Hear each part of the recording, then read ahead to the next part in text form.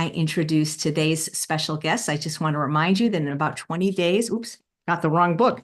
My book comes out, Sweet Indulgence, and I'd really love if you would buy it before it comes out because that helps me achieve my dream of being a New York Times bestseller. And I'd be offering over $1,000 worth of bonuses. If you save your receipt, I'll have a little address you can send it to. I've done a video of every single recipe in the book, plus an 18-hour Sweet Indulgence masterclass. Today, my guest is Chris Wark, and he's going to be talking about a step-by-step approach to not only heal cancer, but prevent it in the first place. If you're not familiar with him, he has written multiple books, including the national bestseller, Chris Beat Cancer, A Comprehensive Plan for Healing Naturally. Another wonderful book, Beat Cancer Daily, 365 Days of Innovation, Encouragement, and Action, Steps to Survive and Thrive. I'm not showing you those books because I have them on Audible, but I will show you his wonderful cookbook, these fabulous recipes from Beat Cancer Kitchen. Please welcome Chris Wark. How are you, Chris? It's so nice to see you again. Thank you, AJ. It's always great to see you. You're one of my favorite people. I just love you just have such a servant's heart. And I love how you just take care of your community and you're a brilliant recipe developer, chef. Like I'm so excited about your new cookbook. Oh my Yeah, God, thank thank you for you. sending me an advanced copy. It's Oh, beautiful. thank you very much. Well, talk about a servant's heart. You're serving right now because you have this wonderful program that I actually watched before I met you. I didn't meet you until that event in Fort Lauderdale, but I remember I was somewhere and I don't even know how I got on your list. But your Square One program, which is magnificent, you're going to be offering that absolutely for free. The viewing, I believe it's 10 episodes or at least an hour long. That really is, I think, the most comprehensive guide to healing cancer. I mean, like, when you go to the doctor, that should be, playing like in the oncologist's office. Thank you for that endorsement. That's yeah, it's funny because you know what's playing in the oncologist's office are drug commercials. They now have screens in every room, including and I don't know if this is every hospital, but I've just seen this recently. They have screens in the exam rooms and in the waiting room now, and they're just running these drug commercials constantly. And it's like I don't know. I'll give a quick version of my story for folks in your audience that may not know it. But I was diagnosed with colon cancer, stage 3, when I was 26. And I just celebrated my 20-year cancerversary, and I had surgery, but then I refused chemotherapy and I refused further treatment. And one of the reasons why is I didn't have peace about it. I just, you know, I didn't know why, but something inside me was saying that like I don't think this is the way I need to go. And I prayed about it and I just said, God, if there's another way besides chemotherapy, please show me. I don't know what to do. This doesn't feel right. And 2 days later, I got a book about healing with raw food and juicing that was sent to me from a friend of my dad's in Alaska, of all places. And God works in mysterious ways, and He uses people, unexpected people, come into your life at the perfect time to help you. And it's a beautiful thing. And so that book inspired me, and I realized I had a major epiphany, and that was that I was not a victim of disease, that my choices mattered, and that what we eat can produce health or disease. And that was so empowering to me. I'd never heard that, but it made sense as soon as I started reading, and starting to understand the holistic approach to health, right? And that there was a huge community of doctors and people who had healed all types of chronic disease by radically changing their diet and their lifestyle and addressing stress in their lives and forgiving people who had hurt them. Like it just opened up this huge world of possibility, and I was excited about it. And so I embarked on a life-changing radical journey of reinvention. And it started with juicing and raw foods. And then from there, it was doing, a lot of inner work, mental, emotional, and spiritual work, and detoxification, and, doing every therapy I could find and afford, and just kind of going through this process and trusting God to lead me. And I got well, and I survived against the odds, no recurrence.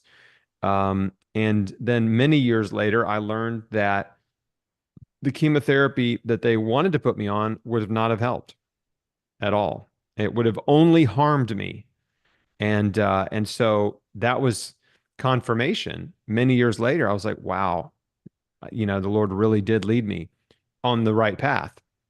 So um, I started a website called Chris Beat Cancer about 6 years after I was diagnosed, and I was fully in the clear, cancer free for many years, and just share my story. And that was in 2010. And I really didn't have I didn't have any plan. I just thought, I know there are cancer patients out there that think like me, that are looking for hope and encouragement and just practical guidance. And I've learned a lot, and I feel like I can be helpful, right? Feel like I can be helpful.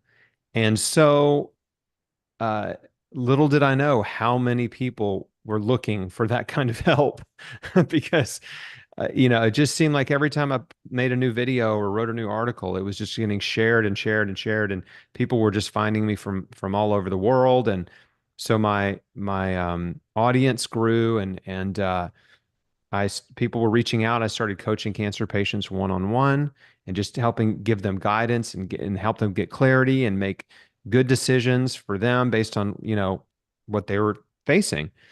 And again, my audience just kept growing, and eventually it was too much. Like I couldn't handle it all. And I finally had an epiphany that I need to create a program that I can, take people through. And that way I can reach more people than I can talk to on a one-on-one basis. I can talk to you for an hour, but we really need to talk for about 10 hours. you know, for me to really teach you everything that I've learned that is like really useful to you. We need to talk for about 10 hours. And so anyway, I created a program called Square One, and it's a 10 module program, 10 hours. It's a little bit under, but it's me teaching everything that I wish I had known in the beginning. So it starts with what you need to understand about cancer, what cancer is, what's happening in your body, how it works, right? The mechanisms of cancer, what's causing cancer, because this is huge. Once you understand the multiple causes, you can identify them and remove them from your life, because there are a lot of things that cause and contribute to cancer that we are doing, right? From our diet to our lifestyle practices to environment to stress. And so there's so many epiphanies, light bulbs that people have when they just learn what's causing cancer. Because then they're like, oh, I'm surrounded by this stuff. you know? So that's incredibly empowering. And then we've got two modules where I dive deep into the anti-cancer diet, what that looks like on a day-to-day basis, the most potent anti-cancer foods, fruits and vegetables, and addressing common myths about certain foods, being pro-cancer or anti-cancer. That's important. And then there's a module about detoxification. There's a module about stress and how to identify and eliminate um, harmful, destructive stress in your life. You can never be stress-free. And when you're diagnosed with cancer, you've got a whole new level of stress. But there are ways to identify and eliminate stress and reduce your stress to much lower levels. And so that's really, really critical. There's a module on spiritual healing. There's a module on testing and monitoring, on exercise and sleep. And so it is a comprehensive program. It's not a miracle cure program. It's not a quick fix magic bullet program. This is a program that teaches people how to massively transform their life. But as overwhelming as that may sound, it's not. It's actually very simple things. You just have to make simple changes to your daily routine. And those simple changes, day by day, add up to health over time. And so, like I like to say, small change adds up, right? If you save a little bit of change, pocket change every day over time, it adds up. And so that's what happens when you start making positive changes in your life. When you identify the negative health destroying factors in your life and you replace them with health promoters, then things start to turn around. So, and we have a private online support community, just this incredible community of survivors and thrivers. But anyway, so that course, I first introduced it in 2016, and every year we do a free screening. It's a paid program, but every year I put all 10 modules online for free. And that's where you saw it some years ago, Oh, 4 or 5 years ago, maybe. And I just realized that it's more important to me to make sure that anyone who wants access to it can learn, can go through the program and learn from it without paying any money. And uh, and so we've done that every year. We're doing it August 20th. We'll be doing another free screening. 10 modules over 10 days. So there's time to digest it. It's one module per day. There's time to go through it and digest each one and learn and take notes. And so that's what's about to happen. We've done it again every year for since 2017 was the first time I did a free screening. So it's really fun because thousands of people tune in. There's, my team is awesome. We're just, interacting with everyone and answering questions and helping them understand and get them plugged in. And it's so unique. And the funny thing is that people told me, don't do it. Don't put your course online for free, right? That's what I was told. Don't put it online for free. And I was like, no, I'm going to do that. That's what I'm going to do. I'm putting it online for free. I don't care if it means less people buy it. And because my attitude is I want to serve the cancer community first. Right. And I know just from my life experience, if you serve people first, then good things come back to you. And we've just seen it over and over that just incredible blessings have come into my life from making that decision to serve the cancer community, and not just the cancer community, but anyone who wants to learn about prevention and healing. And then, let God do the rest. So so that's about to start August 20th in about 12 days. And we'll have it online for free for 10 days. And it's just really fun and awesome to see people and read their comments and their messages and see the light bulbs going off and to see people get their power back. Because I know that's what you're all about too, is like giving people back their power, because so many people who struggle with chronic disease have been led to believe that they're just victims of disease and that nothing they did contributed. And if you believe that nothing you did contributed to your problem, then that means you're powerless to solve it, right?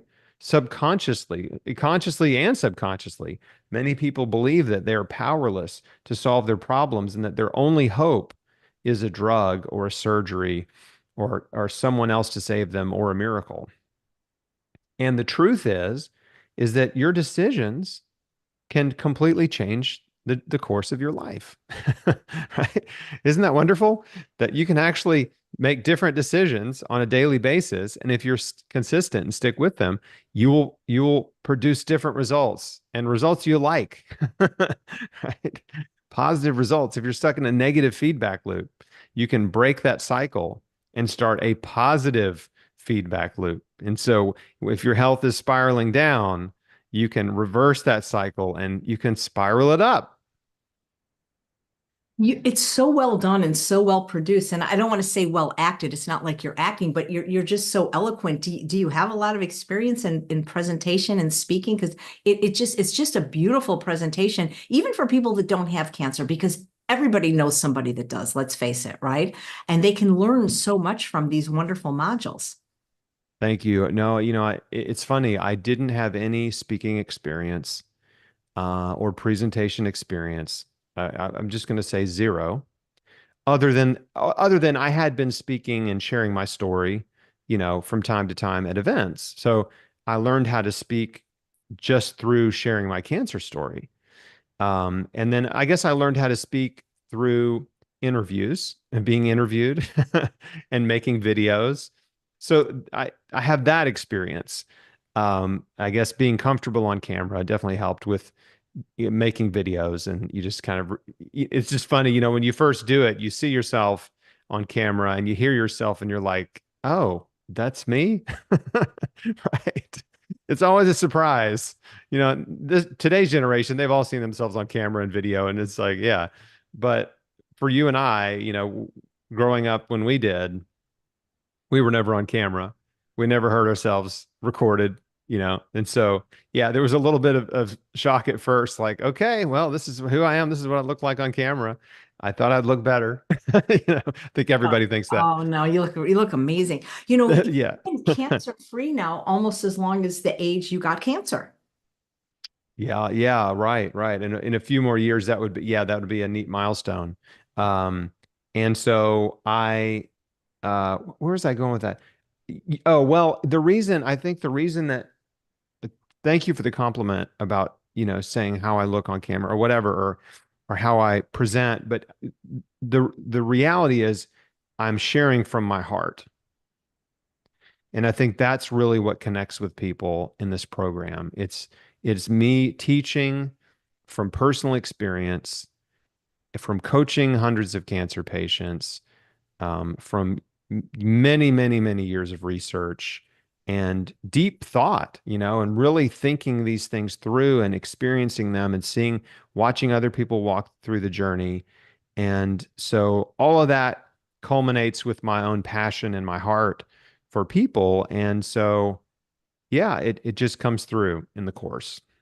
So, Chris, at the age of 26, did you have any thoughts about what might have caused your cancer? And I'm curious now that you've immersed your life in this space, what do you think like maybe the top three causes of cancer are for most people? Yeah, this is an easy one. And by the way, uh, your audience may be surprised. Well, let me retract that statement. I think your audience may not be surprised because they're your audience. Okay. I think they're probably much more in tune and have a much higher level of health education. But let me just say for the average person, it would be a surprise. The top three causes of cancer. Well, number one is smoking. That's still number one. But the good news is cancer rates from smoking are dropping rapidly year after year after year because so many people have quit smoking. So that's great. That's great news. Now, the vaping has taken place of smoking for a lot of young people, and that's concerning. It remains to be seen what that's going to do to them and how toxic all these chemical vape flavors and aromas and whatever additives are. But for right now, cigarette smoking's way down, lung cancers are down, lung cancer deaths are down, and other smoking related cancers are down. So it's like that's the biggest driver of the reduction in cancer. Now, the second leading cause of cancer, and this is the one that surprises a lot of people. And anytime I give a talk, I'll usually say, hey, who knows what the leading cause of cancer is? And a lot of people guess smoking. Okay, who knows what the second leading cause is? And it's rarely guessed unless they know me and they've heard me talk about it. And the second leading cause is obesity. Obesity. And the reason that obesity is the second leading cause, and by the way, I'm not saying that skinny people don't get cancer. I was a skinny person who got cancer. But in terms of risk factors, more obese people get cancer than skinny people by a very, very, very large margin. Okay. And the reason behind that is when you're overweight, it's a burden to your whole system, first of all. And that excess body fat produces inflammatory molecules. And you have excess fatty acids that are circulating in your bloodstream constantly. And those fatty acids actually get taken up by immune cells. And then the immune cells, some of your most important cancer fighting immune cells, get clogged up with fatty acids, and it makes them slow and sluggish and ineffective. So being overweight or obese basically puts your body in an inflammatory and immunosuppressed state. And when anytime you have inflammation plus immunosuppression, that equals cancer, right? That is the recipe. It's like 1 + 1 = 2. Inflammation plus the suppression of your immune system, a weak, poorly functioning immune system equals cancer. I mean, not instantly, but over time.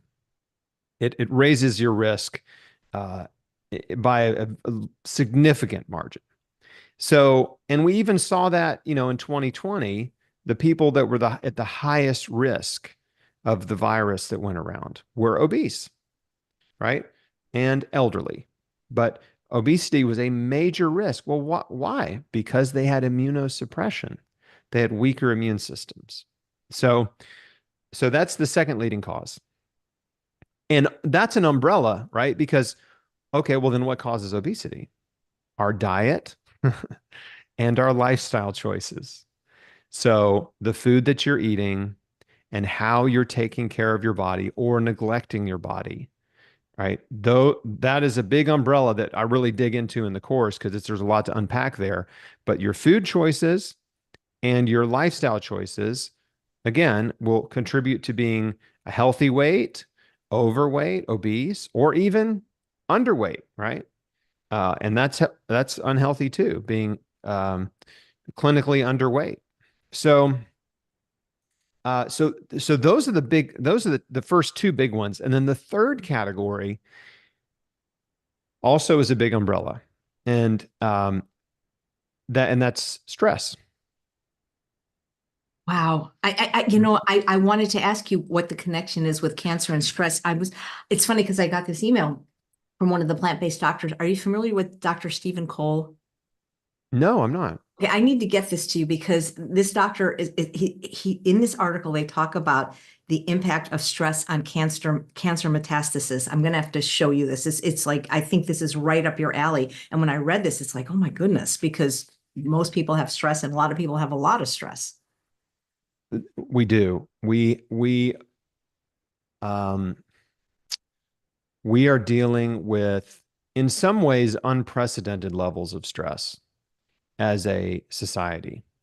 And part of that has to do with because we're in the information age, we are bombarded with negative news, negative information that is creating stress and anxiety.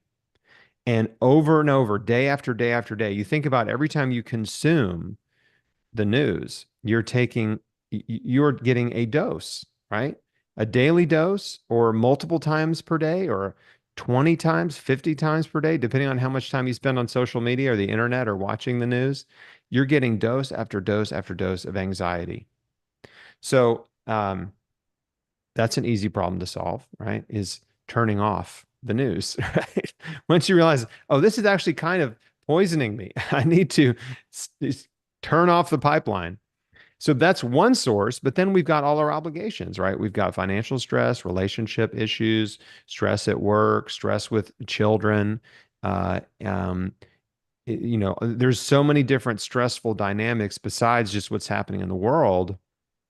And then you have emotional baggage. So a lot of people are carrying guilt and shame and regret and bitterness and resentments and unforgiveness from things and people in their past.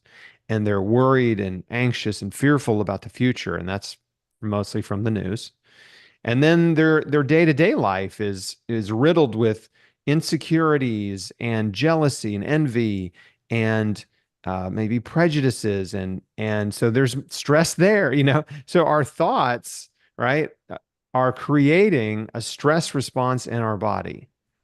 And this takes time to work through, but once you just start to realize what you're thinking and the sources of stress, where they're coming from, then you can start to bit by bit make changes to the way you think and deal with these sources of stress.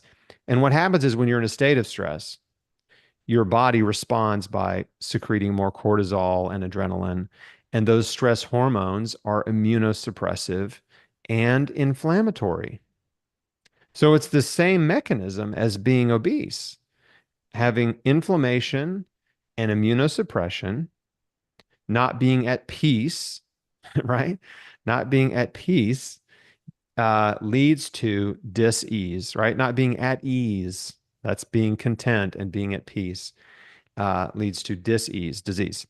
So there's two modules in the course that go deep on how to identify and eliminate stress. And it's critical to healing because then you get a cancer diagnosis. Well, that's a stress bomb, right? That's like the atom bomb on top of all your other stresses, right? And now all your other stresses seem minuscule compared to this new huge one. All this new, huge source of daily fear, worry, and anxiety is a cancer diagnosis. And so the good news is there are simple ways once you're aware that you need to make changes in how you think and how you act and react, and that you need to deal with your past and trust God with your future. Once you just work through this process, you find the stress lifted. You can easily eliminate so many sources of stress from your life once you identify them and then take a little bit of action to rearrange or change the way you think or change the uh, change the dynamics of relationships in your life. So those are the big three, right? It's smoking, diet, and lifestyle, which is, again, the obesity umbrella. Obesity, diet, lifestyle, those are all together. And really, smoking falls under lifestyle, right? That's a lifestyle choice. And stress. And then I'll even throw a freebie in here because this is a factor, and that would be environment. So, in a way, you could, if you wanted to sum it up into three, you could say diet, lifestyle, environment, right?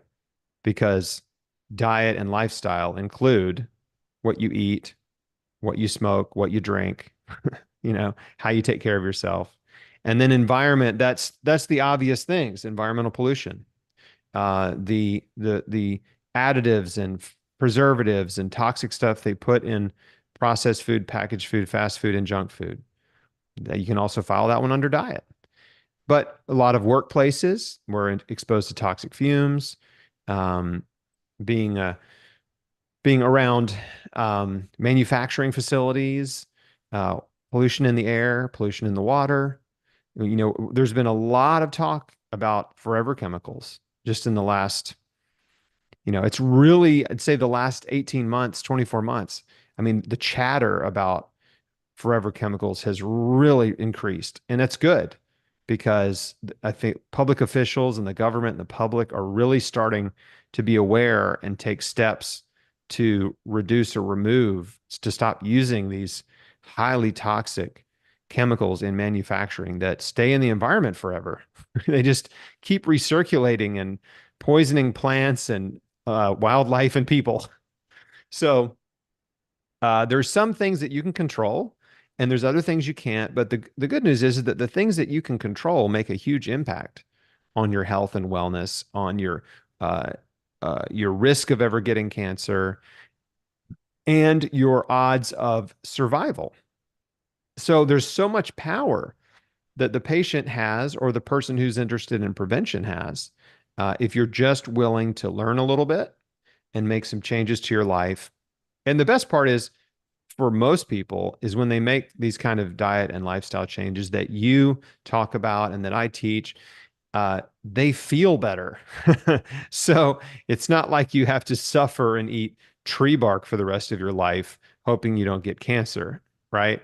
You can you can experience more energy, effortless weight loss, um, just clearer skin, lower blood pressure, a myriad of lower blood sugar, better insulin response, all these wonderful benefits in your body metabolically in a very short time. And that's really what I think gets people hooked on the healthy path is they start to feel better and they start to look better and they're like, well, I'm just going to keep doing this. Chris, This is sorry. working. So we know that stress can really impact our life and our health, but what about unforgiveness? How can that destroy our health, and especially people that have cancer? You know, bitterness is such a toxic emotion. It is brutally toxic. And when you're holding on to anger, bitterness, resentment, and you could put all that under the unforgiveness umbrella, right? You're withholding forgiveness for people who've hurt you.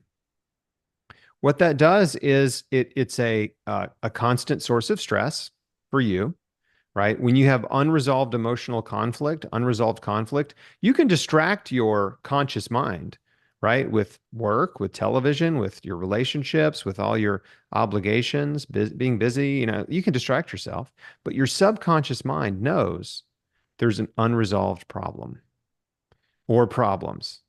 And so that will nag at your spirit, and it will cause anxiety and stress in your body. It will cause that same stress response that over time degrades your health, elevated cortisol and adrenaline. And it also leads you, this is the insidious thing about stress, is stress leads us to self-medicate, right? So when we have, let's like I said, anger towards someone, resentment, bitterness towards someone who's hurt us, that pain is real and it's present, and we're going to seek ways to medicate that pain, that emotional pain. And the way we typically do that is with drugs, alcohol, food, pornography, um, maybe shopping. Shopping doesn't seem too bad, but spending more money than you have creates more stress if you run up a bunch of debt, right? Uh, just bad behavior, risky behavior in general, gambling. There's so many ways, being a video game addict or a social media addict or just binge watching. Yeah, there's so many ways that we try to distract ourselves and self-medicate, and almost all of those ways end up degrading our health further, right? So, so with bitterness and resentment, unforgiveness, there is a solution, and the solution is to forgive, right?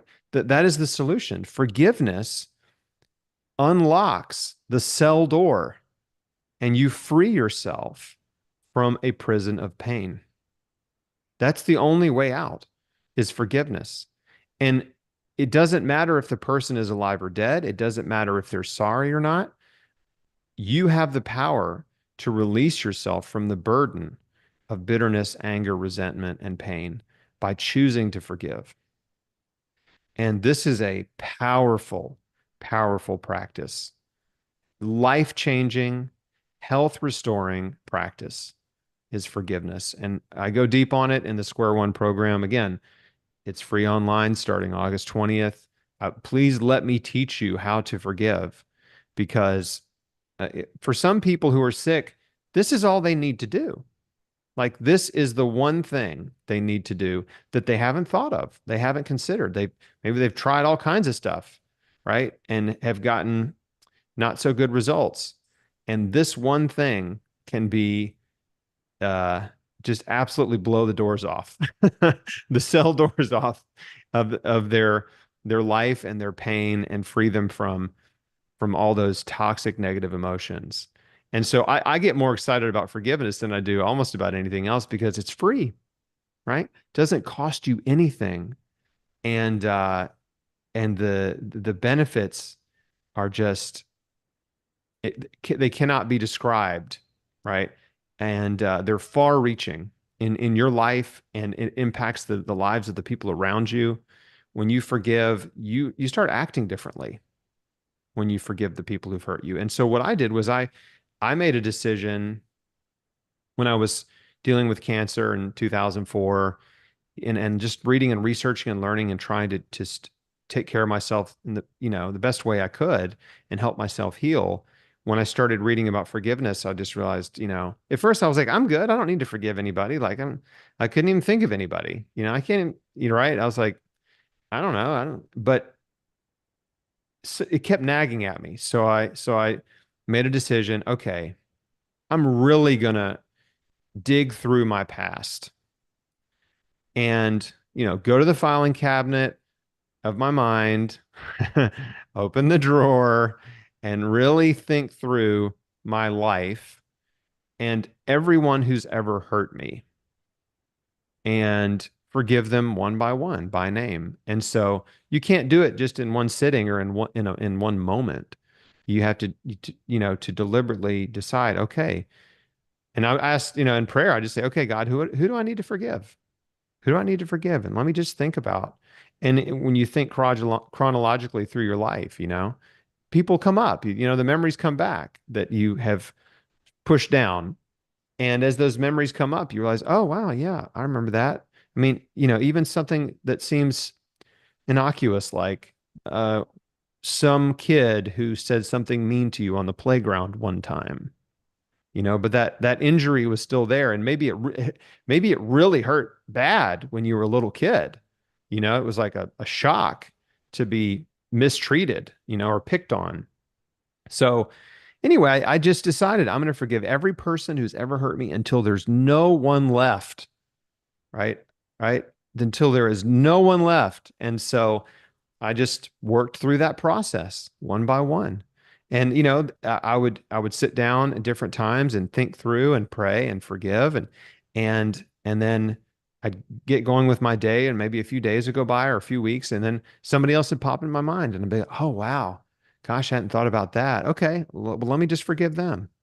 And just one by one, just letting them go. Right. And every time you do, it's like, you are a weight comes off of you.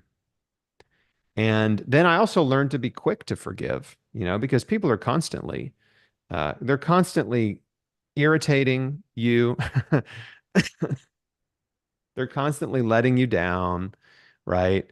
Disappointing you, hurting your feelings, on purpose or on accident, and cutting you off in traffic, being inconsiderate and rude. Uh, and so I learned part of that forgiveness practice is I just need to be quick to forgive, right? I don't stew on things. I don't let things fester. As soon as someone hurts me, disappoints me, whatever, I just in the moment I might feel a little, emotional pain, right? A little like, you hurt my feelings, right? But I just quickly just say, okay, you know what? I forgive them, right? I forgive them. I'm going to let this go. I'm not going to carry it. I'm not going to hold on to it. I'm just going to choose to believe the best about this person. And I'm not going to add to my baggage, right? And I think about the person, and, we know people, and there's maybe people listening in your audience, but, people that are just so bogged down with life. I mean, you just see it in their faces. It's much more apparent in middle age, right? Than with young people, but you just see they've had a really hard life and they're really bogged down. And I just can see almost like in the spirit that they're just carrying all of these bags, right? It's like trying to carry the luggage for everyone in your family through the airport, right? You've got bags under your arms, you got bags in your hands, you got a couple backpacks slung over you. And this is what people are going through when they're holding on to all the insults and injuries and hurts from their past. And you can put those bags down, right? You can put them down and walk away from them. And that's a picture of forgiveness. So it's a really amazing and beautiful thing. And I love talking about it. So that's a primer. That's the tip of the iceberg in with forgiveness. But I just want to encourage your audience to tune into Square One. Please let me share with you what I've learned, not just about anti-cancer food and detoxification, but also about how to forgive and eliminate just this harmful toxic stress. It's huge. Well, there is a link below, and I've been putting it on all the places that we're streaming to register for free starting August 20th. It's normally a paid program. You'll have access to it for 10 days for free. I wrote down what you said. Forgiveness unlocks the cell door and frees you from a lifetime of pain. And when you said cell door, I know you meant like prison cell, but I was thinking like the cells in your body. It unlocks those doors too, so healing can begin. Yes, that's beautiful. Yes, absolutely. Because every cell in your body is affected, right? Every cell is affected. There's a great quote that I heard from Dr. Patrick Quillen, and I think he might have gotten it from Deepak Chopra. I'm not sure, but it's such a beautiful picture. But it's this: every cell in your body is eavesdropping on your thoughts, Mhm. right? Every cell in your body is eavesdropping on your thoughts. And so your thoughts really are, um, can really be healing and health promoting to your body, to your cells, or they can be destructive and disease promoting. And so when you're holding on to anger, bitterness, resentment, you're constantly engaged in destructive thoughts, right? Because, when you were stewing on, oh, this person, that person, what they did, I can't believe they did that. They're the worst person in the world, and just, seething, like wishing for justice and vengeance and revenge, right? This kind of thing. And by the way, forgiveness doesn't let anybody off the hook, right? Doesn't mean they didn't hurt you at all. Like it means that you are choosing to let go, right? You're letting go of the hurt and the pain and the resentment and basically saying you have no power. You may have hurt me, but I'm not going to let that influence me or control my life anymore. Yeah. And that's huge. Chris, have we won the war on cancer? We have not won the war on cancer. Yeah. The war on cancer was declared in 1971 by President Nixon. And the cancer industry, by and large, has made very small progress, very, very small incremental progress. A lot of patients have been harmed and lost their lives in 50 years since that war was declared. Billions and billions of dollars have been spent on, researching drugs to treat cancer patients with. And many of those drugs did not cure them, as we know.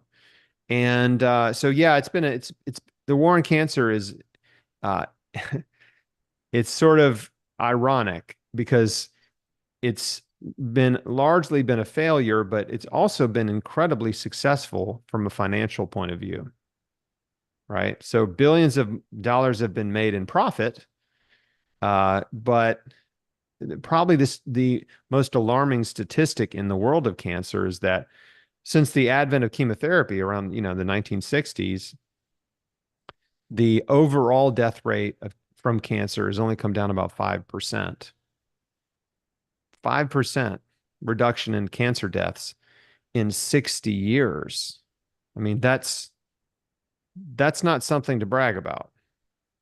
Now, there's certainly cancers that have had much better success, like childhood leukemia, highly curable. Lymphomas have a pretty good response rate. Testicular cancer, highly curable. Those cancers, those types of cancer have 90% or better 10-year survival. And then a lot of people get cured, and it's awesome. But solid tumor cancers, breast, liver, lung, colon, cervical, brain, ovarian, uterine, multiple myeloma, uh, um, sarcomas. There are many other types of cancer that they've made very little progress in reducing the death rate. They've made some progress in people maybe living a little longer with cancer. But yeah, it can be a discouraging. Now, immunotherapies are the next frontier of cancer treatment, and they uh, for some cancers seem to be working really well and are much less harmful in some cases than chemotherapy drugs. So those are the future immunotherapy, or there's the future of cancer treatment. And I think there will be a time, hopefully, maybe even in the next 10 years when chemotherapy drugs are just phased out completely. And that would be good as the drug companies get better and better at harnessing the patient's own immune system, because that's what immunotherapy is about. It's actually provoking the patient's immune system to attack and kill cancer cells rather than poisoning the whole body and hoping you killed all the cancer cells, which rarely happens. So I'm optimistic, right? But it's a very slow process to develop those drugs. And what we know and what I teach is that there are so many things you can do with your diet and lifestyle and stress, your spiritual life, your mental and emotional health that increase your odds of survival. So whether you're doing all the things, treatments your doctor wants you to do, or whether you're doing some of them, or whether you're doing none of them, there are things you can do that will help you regardless. And so that's what we focus on. And we have like I said, this wonderful community of survivors and thrivers, and some of them are doing what their doctor says, plus, right? And others are not doing what their doctor says, and they're just doing everything in a natural and holistic way. So we just love and encourage and support everybody. Yep. So one of the things people say is that sugar feeds cancer. So, and then people avoid fruit. So what do you think about that? I think it's an unfortunate and overly reductionist idea. Fruit is wonderful. Every cell in your body runs on sugar. And so to demonize fruit and to even put fruit in the same category as white, you know, refined sugar is a huge mistake, because when you eat a piece of fruit, the sugars in fruit make it delightful, right? Right? It's delightful. You have a new cookbook coming out, and it's all All sweet treats, the sweetened fruit, the with, whole fruit, and nothing but the whole fruit. yeah, sweet treats and desserts sweetened with fruit. And I love that so much, because when you eat fruit, you're getting vitamins, minerals, antioxidants, fiber, water, probiotics, and sugar, which is energy for your cells. So fruit's awesome. And no, it's, when people come to me and say, well, what about fruit? My sort of standard response is, you didn't get cancer from eating too much fruit. And in fact, if you go into the hospital, if you go to a cancer clinic, if you go to a dialysis place, go to any place where people are suffering from chronic disease and survey those people and say, tell me, how much fruit do you eat per day? You will find that they eat little to none. Okay. So we don't have a eating too much fruit problem. That's not the problem.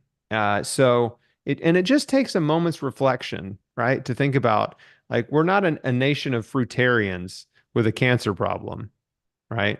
We're eating too much meat and dairy, processed food, fast food, and junk food, and not enough fruit, and not enough vegetables, and not enough whole foods from the earth. So, yeah, that one, again, it's reductionist, because yes, cancer cells use sugar for fuel, but every cell uses sugar for fuel. Your cells love sugar. That's what gives you energy. It's very clean energy. Fat can be used for fuel, but it does not burn clean, and fat clogs you up. And so, the more fat you eat, the more chronic disease over time will accumulate. Heart disease, cardiovascular disease, diabetes, insulin resistance, and even cancers can be fueled by a diet that has too much fat, especially saturated fat, like animal fat. So, yeah, it's I could really go deep on that, and I do, but that's just the sort of simplest explanation, because the last thing we need is a culture where people are afraid to eat fruit. If you go to Asia, you've been to Asia, Yeah, Japan. go to Asia and you look at the diets of the traditional diets in Asia, China, Japan, Vietnam, Cambodia, Thailand. They eat so much fruit, and it's rare to see obese people. Even now, even though their diets have shifted toward more fast food and processed food and junky food, these are people who are eating bowls and bowls of rice every day, right? That Americans are terrified of because they think rice is a carb and should be avoided, right? It is a carb, but they think it should be avoided because it's a carb, and they think fruits should be avoided because they're carbohydrates.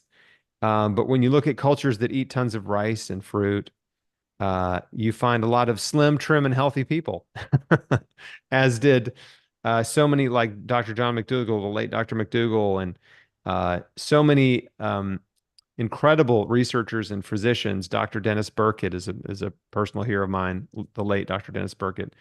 So many of these researchers and physicians who traveled the world and studied healthy populations they drew the same conclusions. They're like, well, these people are not eating the way we're eating, and that's the difference. You know, it's there isn't some secret hidden microbiological advantage, right? There isn't some genetic advantage that these people have. No, it's just they're just eating healthy food, right? It's this is making a big difference in their vitality, in their energy, in their body mass, and carbohydrates are the staple food, whole food carbohydrates, right? They're not eating Twinkies. But yeah, so that is part of what we do is try to dispel that food fear. So there's certain foods, maybe fruits or vegetables that are particularly well known for their anti-cancer qualities, or that could even maybe kill like cancer stem cells. Certainly, absolutely. You know, berries are the most potent anti-cancer fruit, but all fruit's wonderful. But strawberries, blueberries, blackberries, raspberries, cherries, I mean, berries are awesome. Berries are just loaded with anti-cancer compounds, anthocyanins, ellagic acid, um, wonderful anti-cancer compounds. So go nuts on the berries. Speaking of, nuts are awesome. Tree nuts, especially almonds, walnuts, cashews, pecans, Brazil nuts. Tree nuts have better than peanuts. Peanuts, a lot of people like the taste of peanuts, but on the scale, which everybody knows, peanuts are not a nut, it's a legume, but um, on the scale of anti-cancer nutrients, the almonds and walnuts are the kings. And walnuts may be the king, in terms of nutrient ratio compared to other nuts, but almonds are awesome too. So those are fantastic. Um, all vegetables, like the cool thing is every fruit, every vegetable has unique compounds that serve your body. And so eating a variety is really important. Eating them all, right? Eating them all. You don't have to eat them all every day, but eating a variety, not just eating potatoes and tomatoes. You know, like those are the two American vegetables, potatoes and tomatoes. They're great. Tomatoes a fruit, I know, but they're wonderful foods. But broccoli, cauliflower, cabbage, onions, mushrooms, all of the beans, right? All the legumes are wonderful. Uh, did I say cabbage already? Did I say kale? Bok choy, Swiss chard, spinach. Like every vegetable is good. And there's actually, there's been a wave of misinformation lately that vegetables are trying to kill you, that vegetables are secretly terrible for you. And they're trying to kill you because they have lectins in them or they have phytates in them. And this is the same, by the way, I would just suggest that when you hear information like that, apply the same logic that I mentioned earlier with fruit. Go to the hospital and ask the people there suffering from cancer and heart disease, kidney disease, autoimmune diseases. Ask them how many vegetables they're eating per day. Survey them. What do you have for breakfast? What do you have for lunch? What do you have for dinner on a typical day? And what you'll find is they're eating very few vegetables, if any, right? They're eating French fries. That's their potato, right? Maybe they'll have chicken and some green beans, or some mashed potatoes with it. But our vegetable and fruit consumption is very, very low across our population of people in America. And vegetables are not the problem, even though there are some uh, influencers who, in order to attract attention from themselves and be controversial, and love to eat meat, are trying to convince their followers that they should just only eat meat and never eat another vegetable. And what you will find if you survey people who are sick with chronic disease is they eat a lot of meat, right? They eat meat 3 times a day. They have, or animal products 3 times a day. They have eggs and bacon and sausage for breakfast. They have chicken or turkey or ham or a burger for lunch. And then for dinner, they have chicken or turkey or a steak or maybe fish, which would be the least innocuous, least harmful animal food. The healthiest animal protein would be fish if it was wild caught, but it's not eaten as much as the others by far in America. And so what you find when you actually look at what people eat is, they're eating animal protein, meat, and dairy 3 times a day, every single day, and they're just not eating enough vegetables and not eating enough fruit and legumes and nuts and seeds. And these are just these wonderful foods that God made for us straight from nature. So, that is part of the anti-cancer diet, um, teaching. What was the book that was given to you when you started your healing journey? Do you remember the name? Yeah, that was God's Way to Ultimate Health by George Malcolmus. Oh my God, I remember him. I mean, I never met him, but I remember his story of healing from colon cancer at Yeah. Hallelujah Acres. Yep, he founded a like a retreat center and an organization called Hallelujah Acres, and they would do training, nutrition training for people and teach them how to eat to juice and eat raw food and make special raw recipes and things. And he is he's still alive, but Wait, I think, I don't think, I just Googled or it. I did he think just pass away? he just passed away in November 16th, 2023. So Okay, just recently. and he was in his 90s, I believe. So Unbelievable. he Yeah. he had a good run, really good run, and impacted a lot of people, and I'm just thankful for him, Did you ever meet him because or interview him? I never did, and I do regret it. Oh I man. regret not making the effort to interview him, and there was a few times where I reached out, and then it just didn't come together, and yeah, so I wish I had, but I've told his story many times, so his legacy lives on through my story for sure.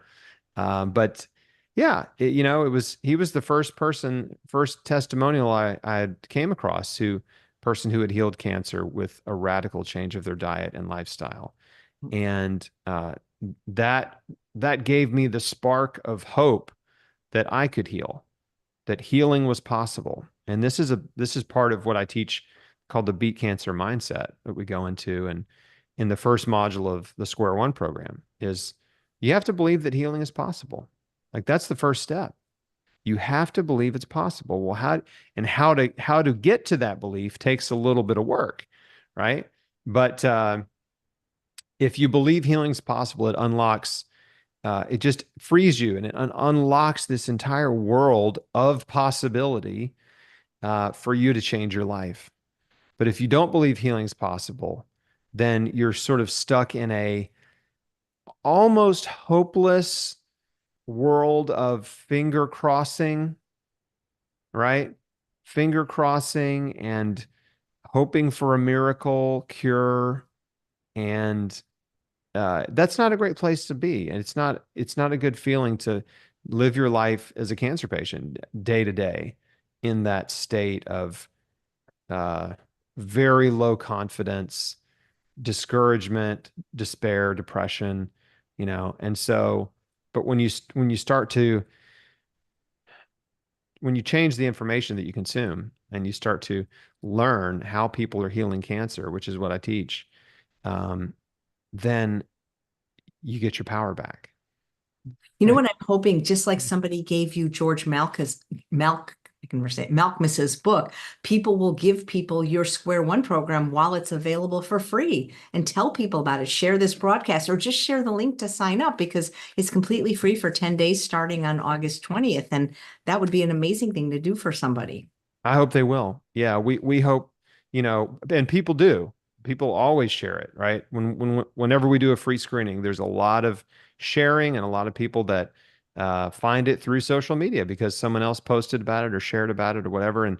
Uh, and so yeah, it's thank you for that because again, you will find so much hope and encouragement and practical information in this program. I mean, I've just really I've put my whole heart into it, and people who watch that they see it, they can tell, they can tell, and it in a way it sells itself because the neat thing is, as I said, we put it online for free, and people will watch it for free, and then they'll buy it anyway. Yeah. Yeah, they can just buy it They'll right buy now it and because they could just get into your group right now, especially if they have cancer. That would be yeah. amazing. We've got people watching live right now that are in your program that have healed from cancer. And one of the participants says, Chris, I've been in your program a long time. I never get my question answered on the second Tuesday of the month. Is there a trick? What's the question? Yeah. Hey, Post it that's right a, now. oh my God. Duh. Post it right now while we still have them. Very good. Why didn't I think of that when I saw Yeah, it? post it right now. But while we're waiting for them to post the question, so every month I do a live Q&A call for our Square One members, and those are people that decided they wanted to buy the program and have it forever and be a part of our private community, and so they post their questions, and then the questions are voted up. And so it may be that this particular question might be one that is not voted up high enough in the ranking for me to get to answer it as I'm working through all these questions over 2 hours. And so that's probably the reason. I'm pretty confident at this reason it might be a little too specific and maybe it doesn't apply to as many people. So the voting, the voting of questions is what determines which ones I answer. Thank you. There's a discussion in the chat whether or not grapes are considered true berries. Oh, that's funny. I consider them berries, and I think grapes are awesome. I don't know if there's some scientific debate there. I haven't heard that this is a debate, so I don't know. But they grow in clusters, and if they're as many berries do, not all berries, obviously, but bananas are considered berries. You're kidding. Those are easy to eat. Yeah, bananas are considered berries. Yeah, although they're not as rich in the anti-cancer nutrients as like say blueberries or raspberries, but grapes are wonderful, absolutely wonderful. There's a yeah, I grapes have very um, unique nutrients. They have that acerbic quality to them. There's a really good book called The Grape Cure by Joanna Brandt, and one of my favorite sort of obscure cancer books that is worth reading if you want to go down the rabbit hole. That's interesting. Thank you. I love grapes and I love bananas. So one of the live viewers named Jean says, Chris, would your program help someone with blood cancer, polycythemia? I mean, should everybody, pancreatic, should everybody at least try? I mean, what have they got to lose, right? This is what we say. Uh, you have nothing to lose and everything to gain by radically changing your life for the better. And so I can't make promises, right? I can't promise a cure. That's making a medical claim. So I can't do that. But what I can tell you with confidence is these are time-tested diet and lifestyle practices that have helped countless people long before I put out my program. I didn't make any of these things up, right? I learned them, I discovered them, I organized them, I teach them. I lived through them, right? I experienced them, but none of these are my concoctions or creations. These are time-tested, proven diet and lifestyle strategies that yes, and so I can say yes, this will be helpful and I can promise you they will not be harmful, right? That's important because you can know with confidence, unlike many conventional therapies might be helpful, but also maybe and often are also harmful. in the short term or the long term, sometimes both. And radically changing your diet to a whole food, plant-based diet, exercising, detoxification, forgiving people who've hurt you. Like these are only helpful. They're always helpful for everyone. It's really remarkable and wonderful. So yeah.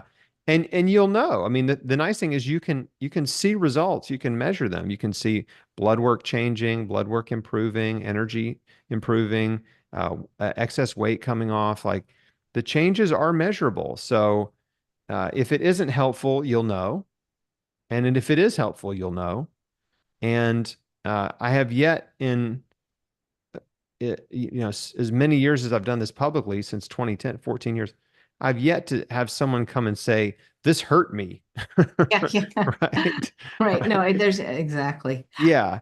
And people have unique needs. I mean, some people have food allergies, right? So there's some people, my wife can't have pistachios. It's a healthy food, but not for her. So, I don't want to sound like there aren't special exceptions and unique cases and get into hair splitting. But yes, generally speaking, it's like I only want to teach and share things that I have confidence that are helpful to everyone. And so that's the beautiful thing is like we're all humans, aside from our, variations in our height and appearance. We all have the same uh, organized anatomy on the inside.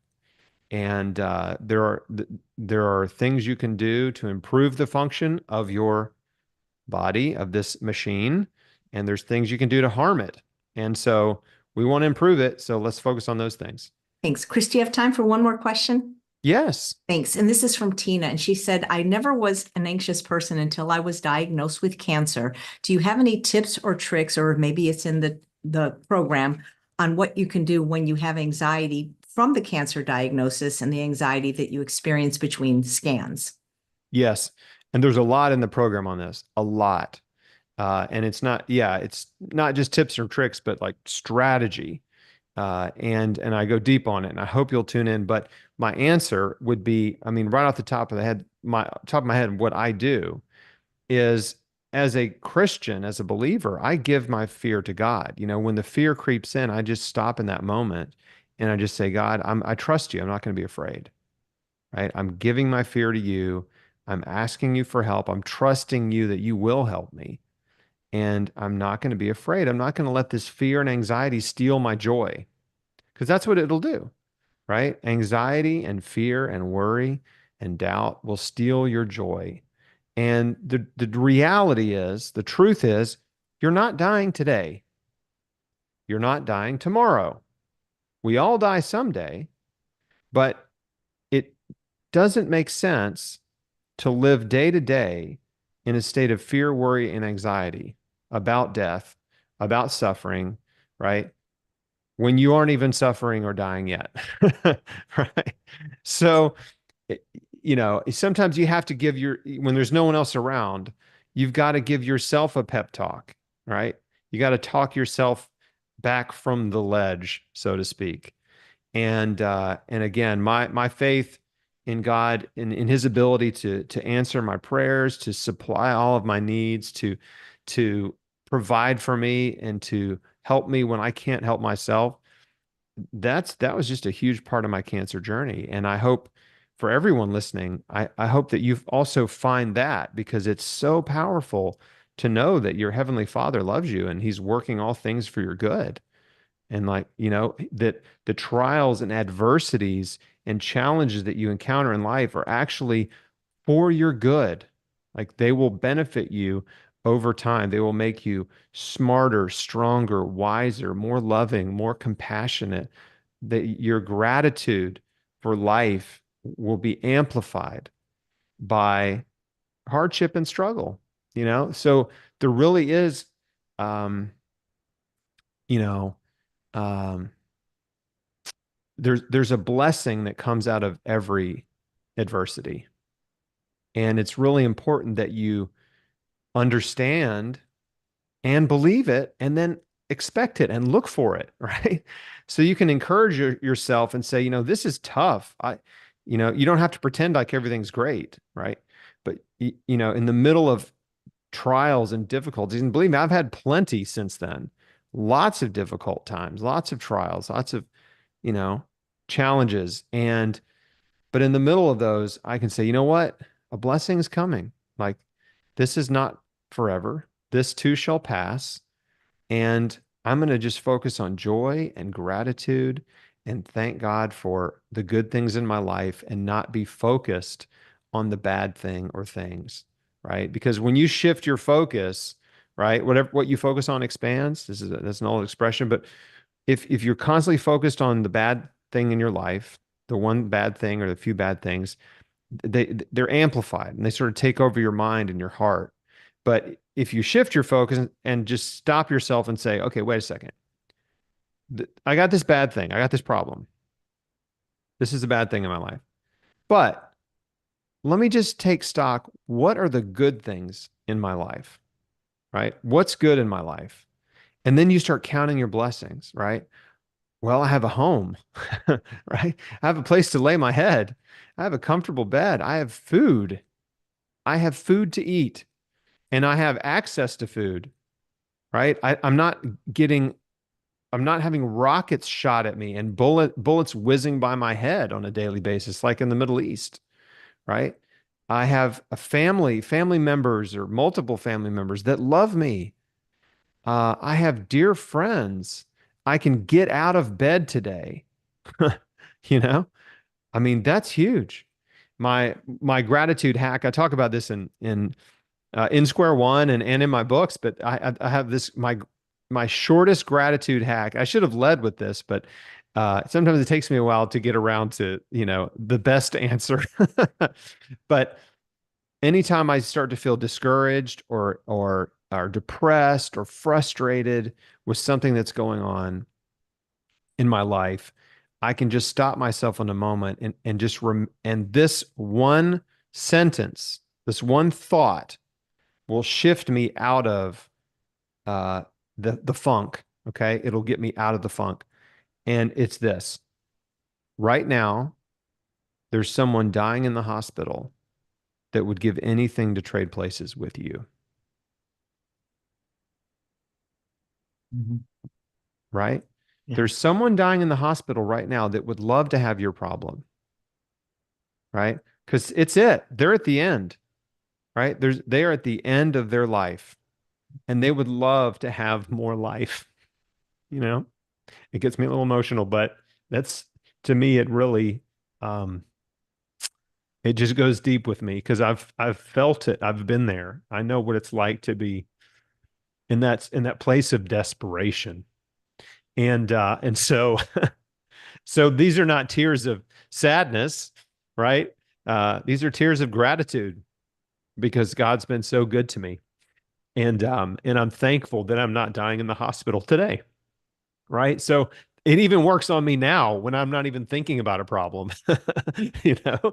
So I want to encourage you, you know, if you just commit that to memory, just like remind yourself, like you just got to, you know, slap yourself around a little bit and get your perspective back, zoom out, right? Instead of getting micro focused on a problem, zoom out and look at the big picture and all the blessings and the good things in your life. And they so far outweigh any negative thing, uh, and then you just say, "Thank you that I am not dying in the hospital today. Life is good. I'm gonna live with joy today and peace and purpose, and you know, I'll deal with those problems down the road if they ever happen." Yeah, that's beautifully said. Thank you so much, Chris. And if you want to learn to live with joy and purpose, even if you don't have cancer, sign up for the Square One program, which is absolutely free for 10 days, starting August 20th. The link is below. Chris, thank you so much for the profound impact you have in the world and the work that you do. It's so appreciated. Thank you, AJ. I love you so much. You're so awesome and so sweet. And thank you for letting me share a little bit about my story and what we're doing this month. Well, thank you. And thanks all of you for watching another episode of Chef AJ and Friends. Please come back next Wednesday, August 14th at 11 a.m. Pacific time for Dr. Alan Goldhammer. And Chris, I'm sure you know a lot about fasting. He's had people with cancer fast that have gotten better. Absolutely. I talk about fasting in my program too. It's fantastic, incredible therapy, and it's free. It's one of those free therapies that I love Dr. Goldhammer. Folks, tune into that. If you've never heard him, he's incredible. Fasting and forgiveness, they're both free. Thanks so much, Chris. Take care, everyone. Bye-bye.